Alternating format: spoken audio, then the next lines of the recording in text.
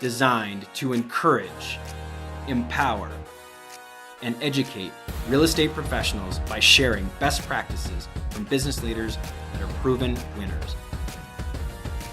I'm your host, Kyle Malnati, and this is Calibrate Real Estate. Broadcasting from the Mile High City, thank you for tuning in to the Calibrate Real Estate Podcast.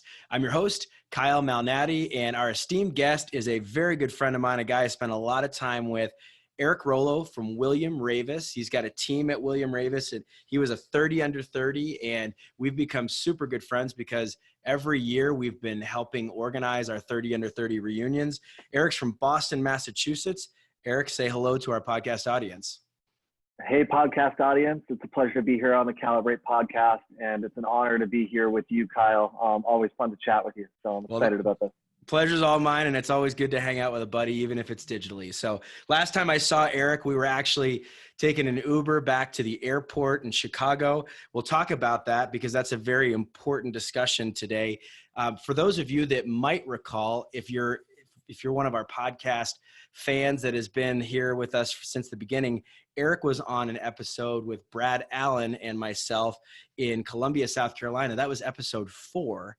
So Eric, let's talk about what it's like running a team. And I know that sometimes it can be a hard thing. I've had a couple of teammates leave me for some positive reasons, but also for some negative reasons. And sometimes it feels like you get the rug pulled out from under you. And what we were talking about in that Uber ride is that you had a pretty major situation that happened where some of your key teammates left and really didn't kind of tell you about it. And they were going to a different brand, and that was really tough, and it happens. And I appreciate that you're willing to talk about it. So what are some of the things that you kind of learned throughout that process? What are some of the feelings that you went through? And fast forward now, because that's been a little bit of time since that's happened. What are you doing now to really rebuild the team after kind of like deconstructing it? Yeah, Kyle, I'm glad you brought that up. Number one, it was around this time last year. My wife and I usually travel around my birthday, which is in a couple of weeks. And I had been away, and then Thanksgiving, and I came home from Thanksgiving, Monday after Thanksgiving. A few of my team members said, hey, like, we want to get together, buy you a drink. And I'm thinking to myself, like, oh, they have like a birthday present for me. This is going to be great. And I sat down with them, and they let me know that they had made the decision to jump to another brand that they felt more in line with. It was a total surprise. There was no conversation about how could I make things better, add value, or anything like that.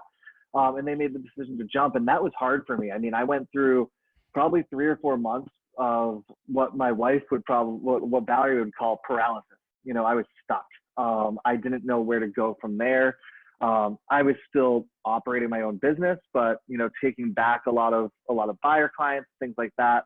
What it made me really sit back and look at, and I relied on people like you, like Brad Allen, who I was on the podcast with in episode 4. I relied on people like you all to kind of bounce ideas off of and figure out where to go from here, right? They did their own thing. I was probably the least bitter out of my whole office, which is kind of funny.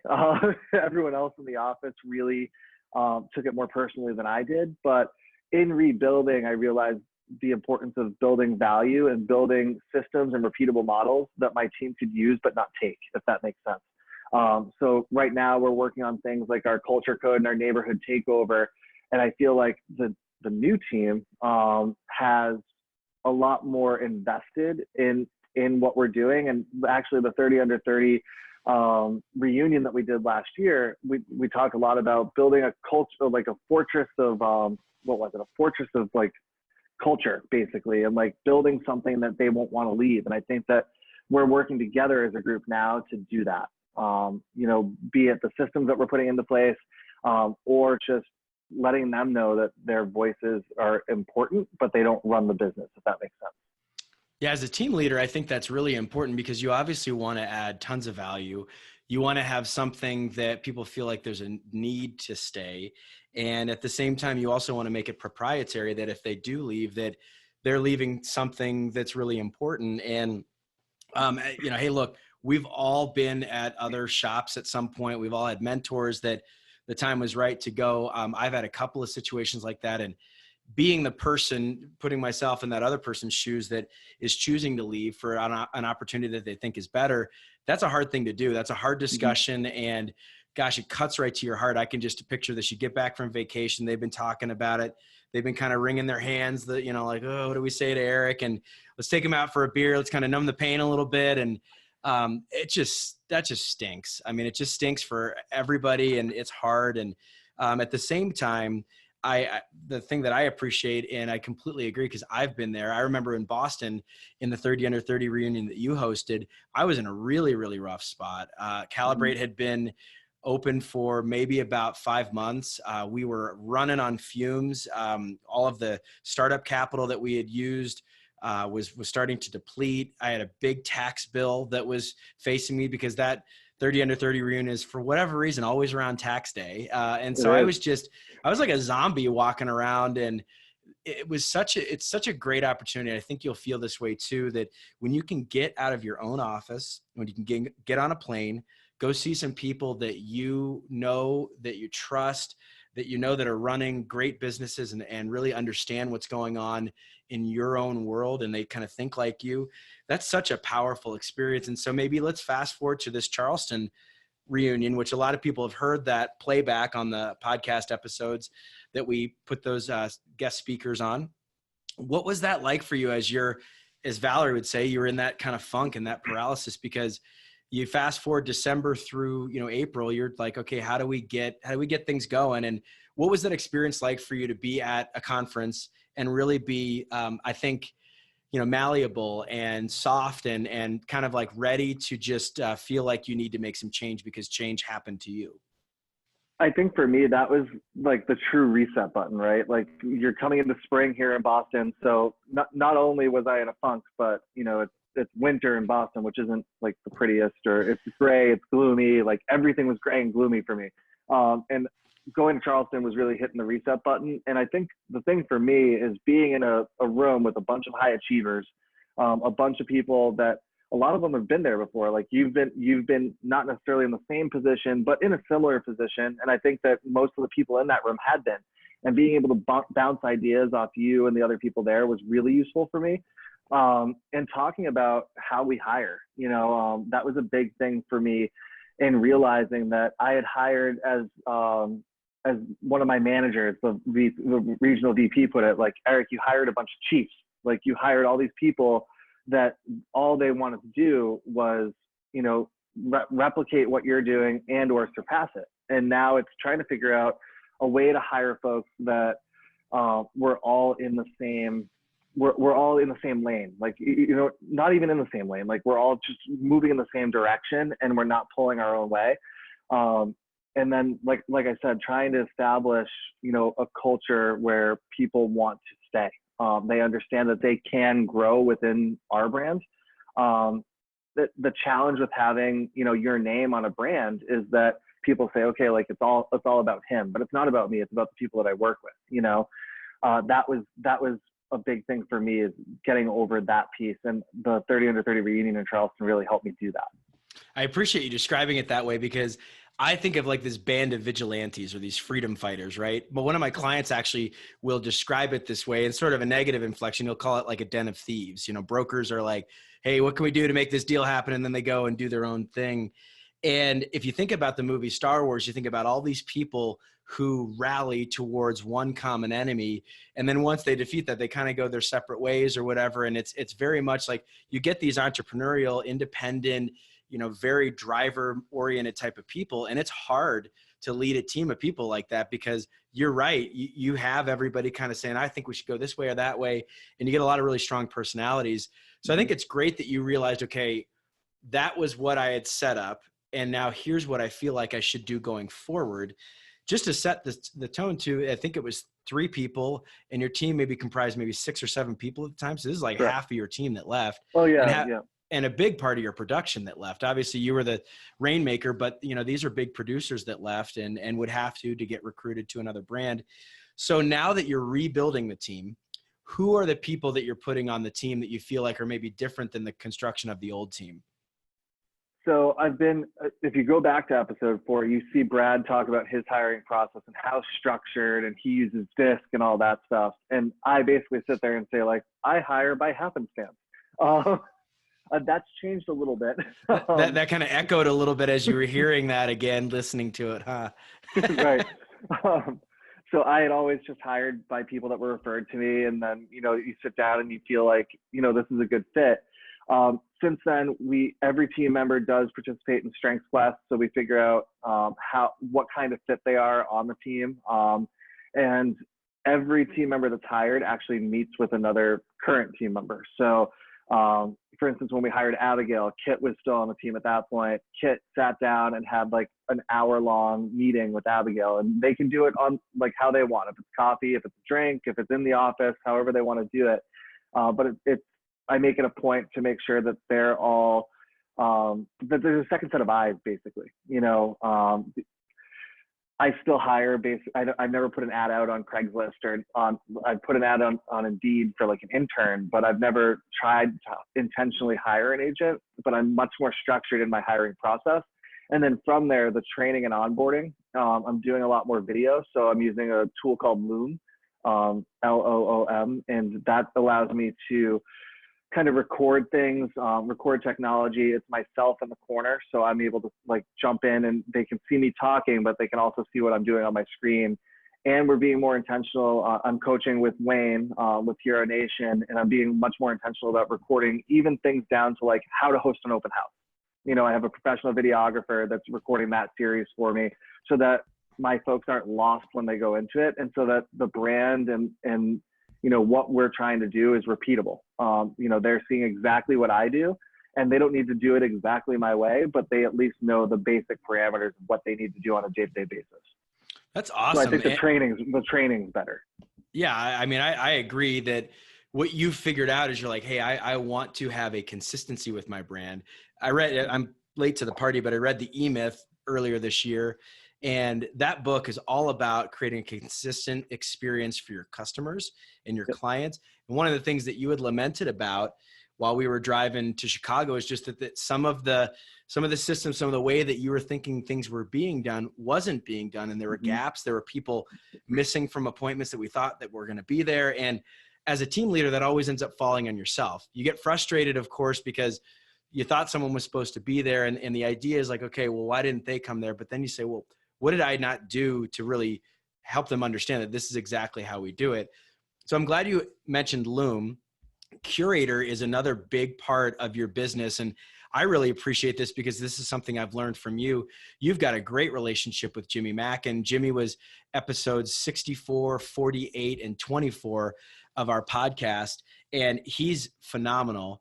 We've had his other partner, Darren, on the line too for our podcast in the past. And I just love the way that Jimmy operates in the marketing space for real estate professionals. So how are you using Curator? Why are you a Curator client? And what would you say is, the best reason that someone would want to become part of the Curator tribe? So number one, I mean, I've been with Curator for about 4 or 5 years now. It was probably the biggest investment that I made in my business, and also probably the wisest investment I made in my business, because I was already huge into social media, but I wasn't doing it effectively, and I wasn't capturing leads the way I should have. I do want to congratulate Jimmy. He just announced yesterday that he is now the CEO of Curator. Wow. Chris has stepped aside. He's on the board of directors, but Jimmy has kind of taken the reins and is piloting the ship now. So congratulations, Jimmy. Jimmy's been a great mentor for me and has helped me shape my business and has helped me look at my business and my brand as more of a startup than a real estate company. So the ability to pivot, the ability to adapt and innovate. And that's what I think Curator does really well. When I joined Curator, again, it's a huge investment, and it takes a little while to get going, but I don't feel like I go on listing appointments. I shared with you before we started recording, Kyle, that I have a list appointment at 9:30. Like, that client already knows what I'm about because he's seen us all over Facebook, all over Instagram, and all over the web. I don't go on listing appointments. It's almost like come list me appointments now. It's hey, like, let's meet, let's figure out pricing, and then go from there. So that's been a huge and valuable tool for me. A great example, and probably the best example of what Curator's done for me, is the other day about 2 weeks ago, a past client called me, and I had seen that his loft had been listed with another broker. And he said to me, hey, like, I listed with my girlfriend's broker, but I see you every place. And he's like, I see you all over Facebook, all over Instagram. I get your emails. He said, my broker's not doing that for me. Like, can we work together? And we went through, and his broker had been saying to him, like, hey, you need to gut the kitchen, you need to add another bathroom. And I walked in and I was like, you just need to stage it. Like, it's an empty space. It's 1,300 square feet of open.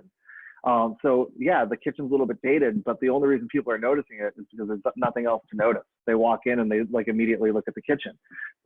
We staged the property, and I actually have a private showing there later today.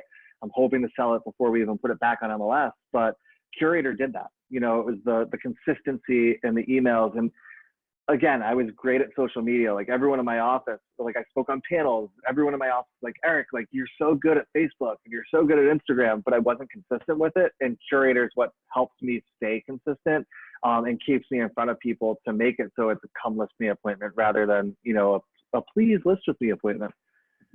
I love the way that you describe that. And I think of one of our past guests just a few episodes ago, Ashton Ernst from Georgia. She's a 30 under 30. And she talked about the concept of, if you dominate a certain geographic area, people see your signs everywhere. And the listing, I think she said her fastest listing appointment was something like 18 minutes or 12 minutes or something crazy like that. And she said, but when someone sees your signs everywhere and they see you, on the bus bench, or they see you on the shopping cart or whatever, they see you everywhere, they already feel like they know you. And then they're getting the postcards or they're getting the whatever. The best part about digital advertising and social media is that you can actually capture what your return on investment is. And that's the thing I like about Curator, is that they're all about conversion and, okay, you're spending this much, but how much are you getting in return? And that's the thing, I think, the big game changer for a lot of people that have been using some more stale or static type of media, where someone's like, hey, I've seen a bunch of your signs, but you can never really tell who it was that saw them. That's the thing I really like about Curator and some of the growth that we've seen in the digital marketing phase.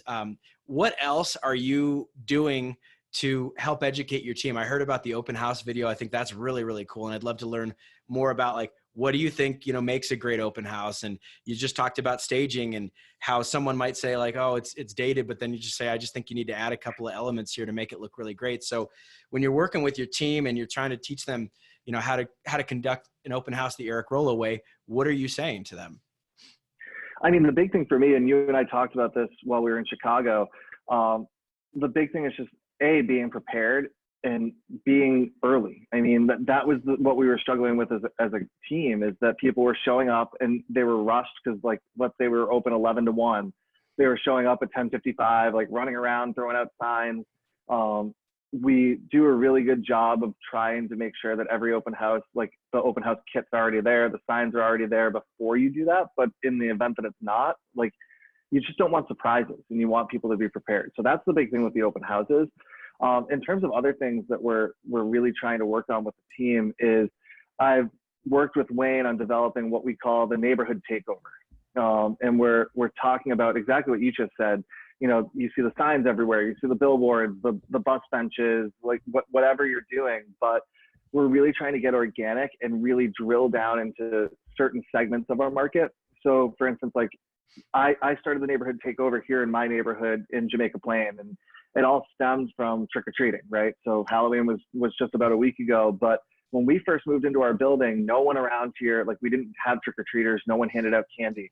And my wife and I made it a point to invite a bunch of our neighbors and go out on the stoop, and we handed out candy. And now, like, we are the building to, like, where people come and they see, like, Main Street does open trick-or-treating. So all the businesses do it down on Center Street. But now we're right off that road. So everyone comes here, and that now our neighbors are doing it. And what seems so little, it's like, it's trick-or-treating, like everyone trick-or-treats, but it puts me in front of my neighbors and they start to recognize me in the neighborhood. So when we started to build this repeatable model, it was based around print.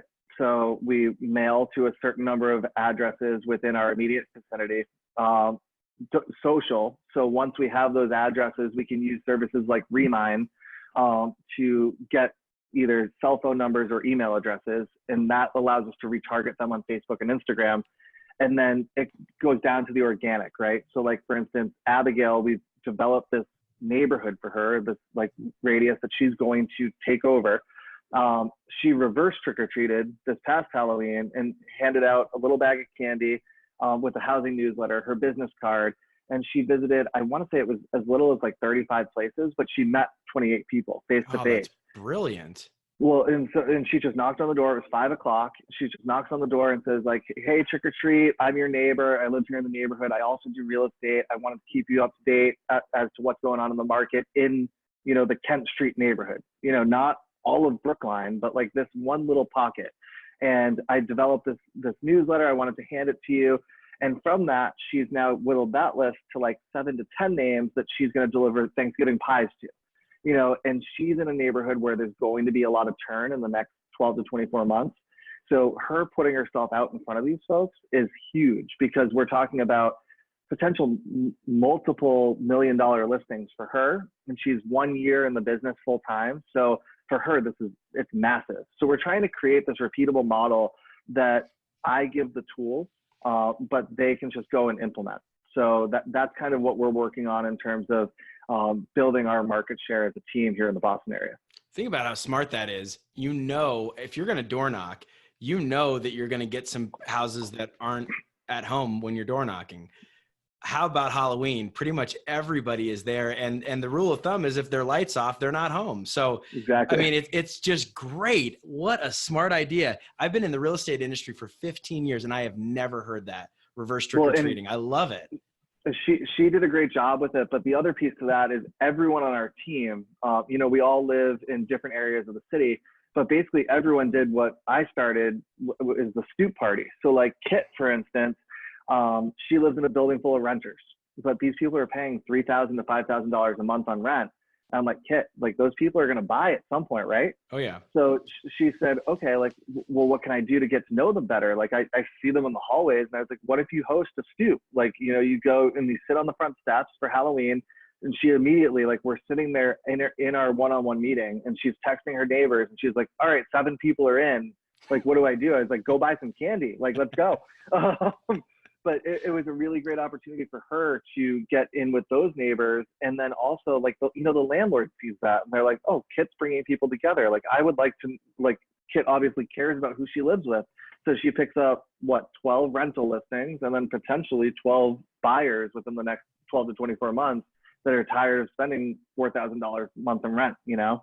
Yeah, because those are renters by choice. They have the ability, right, if they want to, buy, and it's just a question of where they do. And I know real estate's a little bit more expensive in Boston, but I mean, that's a great example. All right. You had mentioned Remine. Did I hear that right?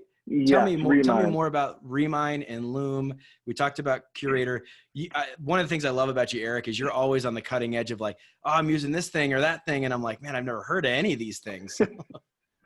So Remine's a tool that is linked to our MLS, and it takes a deep dive into like the analytics of when people are thinking about moving. So it assigns a sell score or a buy score. If you're looking at renters, we dump our database list into Remine and use it to kind of analyze where people are and better refine who we are mailing to. So what Remine does is it looks at the equity that folks have in their home, the last time they refinanced, whether or not they have a mortgage, if they're an absentee owner. We can figure out a lot of stuff really quickly using that. And then once we pare down the list, that's when we start looking at sell score or buy score. So if they have a high sell score, we want to target those people more. The other piece about Remine, I used to use like Mojo and RedX and things like that to pull data for circle marketing or for expireds and canceled listings.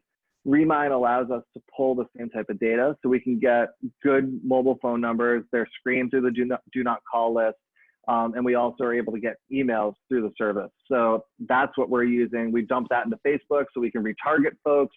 So we're spending our digital marketing money better, if that makes sense. Loom is just a screen recording software that I use. I got that from Curator, so that when they're training me on stuff, that's what they're using to train. I jumped onto Loom and I started doing stuff as simple as like, here's how to create an MLS profile for your clients so that our brand new agents, they're not lost the first time that they do stuff. And I'm not getting phone calls over and over again. They know they can go to the Loom library. They can jump on our YouTube channel, like our team's channel, and just go through all that stuff themselves. So it's been invaluable for me in that I'm not always on call trying to help out the team members. I can say to them, hey, check out the YouTube gallery if you have a question. And then if it's still not answered, come jump on a Slack or jump on a call with me. Gosh, I love that. It's great and a wonderful way of replicating anything that you would do, and you don't even have to be there. They can just say, exactly. Oh, here it is in the gallery. And it's the reason why YouTube is just so popular, because most people, if they're looking to try to do something, they're searching for YouTube videos to do it yourself, or how do you do this? Right. So I think that's great. All right, let's talk about Wayne Salmons. I think that Wayne has probably been instrumental in you really being able to pick yourself back up after this, team deconstruction. And Wayne was our podcast guest in episode 55 and also episode 70. What's it like working with a coach? It doesn't have to be Wayne, but just with someone that kind of gets you. And what do you enjoy about coaching? And really just, we'll just say it for what it is. I mean, coaching is a piece of therapy as well. So how does that help you in this year as you're rebuilding? So I joked with you before we started recording that, I tried therapy and I couldn't find someone that I resonated with. But Wayne, for me, gets it. So I talk to Wayne a half hour a day, or a half hour a week, I'm sorry, pretty consistently. And he also talks to my team members occasionally. But for me, number one, Wayne's been in it, so he understands when I'm talking about things, but he makes me dig deeper, and we unpack stuff. Like he's constantly asking me, okay, like, let's take that to another level. Let's unpack that a little bit more. The other thing is, he's not necessarily a sales coach. Like I interviewed with Ferry and I was like, oh, like, I think Tom Ferry would be interesting to work with, but it was like, you're going to make this many calls, you're going to do this. Wayne and I do that, but it's much more higher level. And as another high achiever, like he is able to help me take things to more manageable goals, right? So like we all have these huge ideas, but he'll say to me, okay, like let's break this down into manageable chunks. Like, what are you going to accomplish this week? The other big piece for me is that I'm one of those people that's like, okay, I'm going to go to the gym 2 or 3 times this week. And he's like, okay, well, which one is it? And when you start thinking about stuff like that, it's like 2 or 3 times, but that's actually like a big difference. It's like, okay, so I'm going to go 3 times. And once we get to there, like it makes it so that you have achievable goals on a week to week basis. He's who's really helped not only me grow, but my whole team grow. And if you ask anyone on my team, they can tell when I've had a good coaching call that week. They're like, Eric, like you're just in such a better headspace. And that's what's so important about finding a good coach or finding a good therapist for that matter, to be able to talk and vent to and make sure that, like, if your head's not right, your business isn't going to be right. That's what I tell my group all the time. Like, you need to do you before you can work on your business, right? So if your thing's meditation or yoga, you need to make sure that that's a priority for you and it's non-negotiable. If your thing's coaching, like my coaching call weekly is non-negotiable. Like I know that I'm going to talk to Wayne at 4:30, and like yesterday I had a conflict. So beforehand I talked to Wayne and we moved it up, but I made sure I got that coaching call in yesterday. You know what I mean? Yeah, absolutely. It is such an important thing to remember. And it's something that everybody's probably heard at some point, but you can't pour from an empty cup. And I said that to my wife yesterday. Courtney and I were talking about the business and just some things that were stressing me out. And I was like, I feel depleted. And I feel like I'm just grinding away. And I shared with you, Eric, I had a couple of deals that were supposed to close in November that terminated. And I was just mad. And I had some other stuff going on. And we're in the middle of this huge move. And I'm just all of a sudden starting to gripe and whine. And it was really interesting. What got me out of it was recording a podcast episode yesterday with someone that is going to be episode 99. And it just got me out of my head. It got me in a much more positive headspace. And it's one of the reasons why I do a podcast, is because this actually fulfills me, and it helps me continually remind myself, despite all the things I've done in my career, that you're still on the right path. And I say despite all the things I've done in my career, because that's all in the past. You're still on the right path. You're still doing okay, because everybody often forgets like what they've accomplished, and you're sitting in the moment today and you're like, man, I can't do this. I'm never going to be able to do it again. And you get on all this woe is me stuff, and it's just totally negative and unnecessary. Well, I think, and you kind of hit on this, but I think the big thing in our industry is we're always looking at what others are doing and trying to like saying, why aren't I doing that? Or I should be doing that and I'll be more successful. For me, everyone's always like, I know you get up early, like you're the early riser, but for me, I do my best work like in the evening, So I was joking with you when we first got on. It's like I'm here at home because my first listing appointment's here in my neighborhood. My intention was to go to the office and have a nice background. But I was like, that's not me. Like I need to do what's best for me and what's going to like fulfill me most. So I would encourage everyone to not necessarily be following people and thinking like, how can I replicate that? But do what's best for you. Like learn how you operate best and do that. I tried so hard, like I'm going to get up early. Like I'm going to get up when Val leaves for work and I'm going to like tackle the day. And that just wasn't me. Like I do better when I'm working either in the evening or I'm working from home in the morning. And you and Brad make fun of me all the time. Like I go to the gym at 11 o'clock because there's no one at the gym, so I can be more efficient, but that's my time, like that's what I need to do to be my best self. And I would encourage everyone else to try and realize what that is and not try to conform to what everyone else is telling you need to do to be successful. Well, that's what good buddies do, is they just kid around with you all the time. And at the same time, you're totally right. One of the things that I've learned about going to therapy myself, and I continue to go to therapy once a month, is self-awareness is critical for success. And if you know that you're a night owl and you make so much more production happen when everybody else is sleeping, it's the same thing as me waking up at 4 to get here for a podcast at 6 a.m. And yes, that's all true. For you, if you're up at 11 o'clock and I'm sleeping because I've been asleep for 2 hours, that's what makes you successful. So it's all about making sure that the day is set for you to win. And I think that's important. One of the best resources I have ever read on this topic is called Love Your Life, Not Theirs by Rachel Cruz.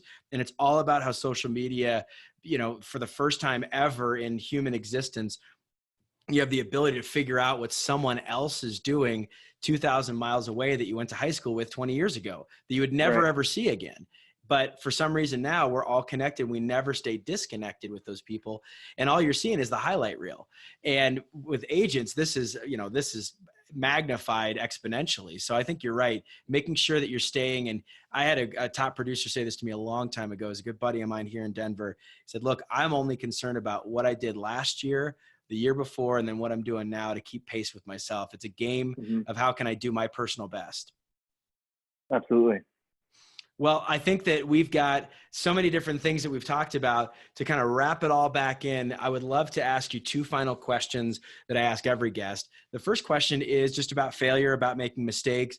I think a lot of people, especially when they're in the beginning part of their career, they get wrapped up in, oh, this happened and I'm a failure and clearly it didn't work out. But I've learned that successful people like yourself, you don't become Realtor Magazine 30 under 30 in 2015 by accident. You're someone that has been there and done that.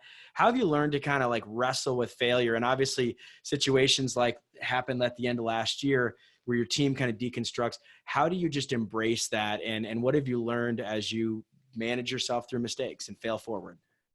I think it's twofold. Number one, I surround myself with really good people. I was very fortunate that when those three gentlemen left my team, I had people I could lean on, and I had a really great support system. Whether it's you, across the country in Denver, Brad down in South Carolina, you two were instrumental in helping me get back up.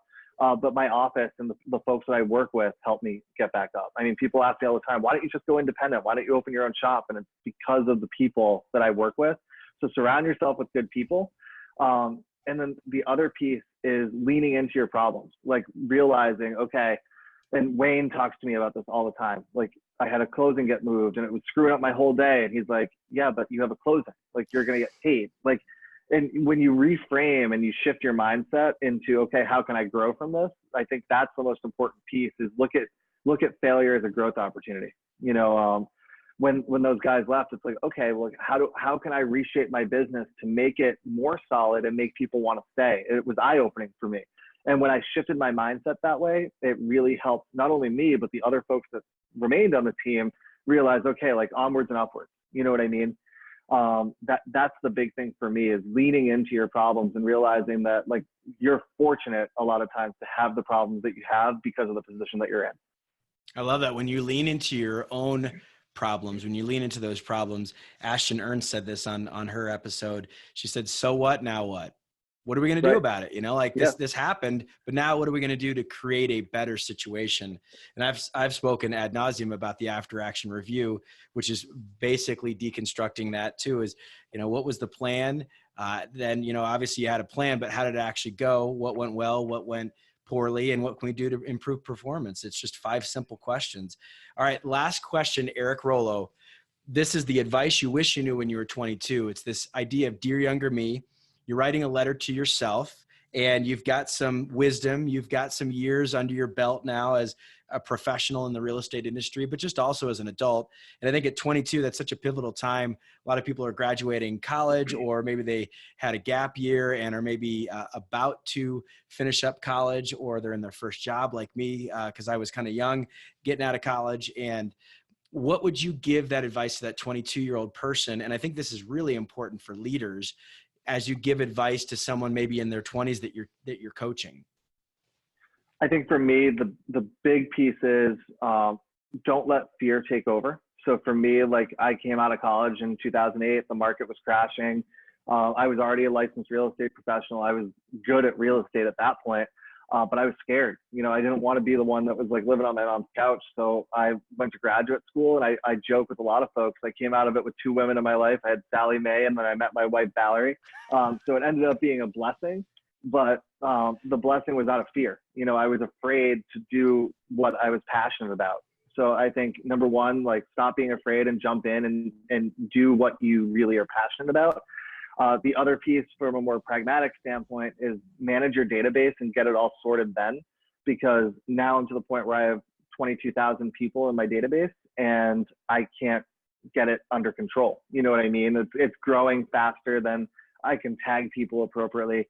So I know that if I had my database tagged appropriately and sorted appropriately and organized appropriately, I could be doing probably 10 times more business than I am now. But it was the lack of me sitting down and actually organizing it when it was 500 names, because that was too daunting. But now it's 22,000 names, and that's really daunting. So get your database under control, because that is, you know, that's your business at the end of the day, is the ability to reach out to those people. And if it's organized properly, especially with social media and everything you can do with it, that's a huge, huge piece of your business, and it's how you can stay top of mind without even having to think about it. I love that advice. That's amazing. And it's so true. Some of the things that we need to do when we start off are fundamental, and you need to keep doing those things, because it becomes harder and harder as you have more to do. And at the same time, that can become that comfortable rhythm of making sure that you're being productive and accomplishing the things that you need to. Exactly. Eric, this has been phenomenal. For our podcast audience that doesn't know this, Eric and I are legitimately very good friends. We see each other at least once a year, sometimes twice, depending on the year. And we're power partners. I mean, we don't work together. We don't have any businesses together, but we're people that feel like we are kindred spirits, and we want to check in with each other because we both know that we have similar experiences in Boston versus Denver. And I think it's important.